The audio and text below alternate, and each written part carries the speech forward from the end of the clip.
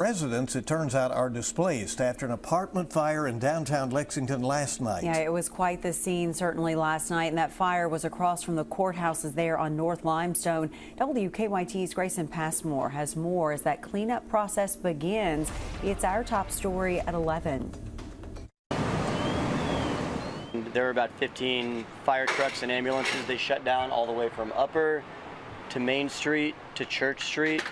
And I mean, smoke was billowing out of the building. It was just after 5:30 Tuesday afternoon when smoke started pouring out of the apartment building between Sidebar and Pearls on North Limestone.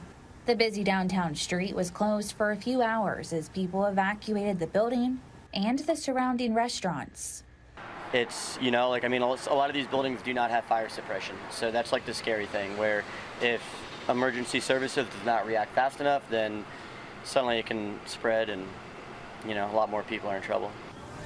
The apartment building's landlord tells us they're still assessing the damage, but for now, a few of his tenants have had to find other places to stay.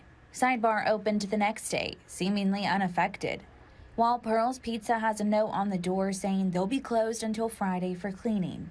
The building fire drew a large crowd of worried spectators Tuesday night, many of whom even came back Wednesday to check on things. A lot of people say that they're of course glad no one was hurt, but they're honestly surprised the damage wasn't worse.